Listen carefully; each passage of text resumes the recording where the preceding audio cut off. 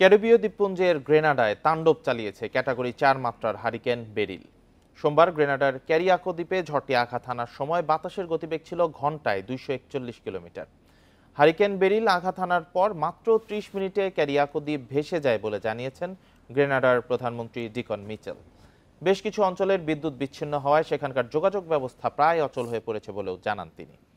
এর আগে ঝড়ের পূর্ব সতর্কতা হিসেবে স্থানীয়দের নিরাপদ স্থানে সরিয়ে নেওয়া হয়, বন্ধ করা হয় গ্রেনাডার ব্যবসা প্রতিষ্ঠান, বাতিল করা হয় বিমানের অসংখ্য ফ্লাইট।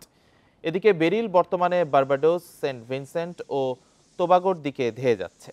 এই অবস্থায় সেখানেও হারিকেনের সতর্কতা জারি রয়েছে।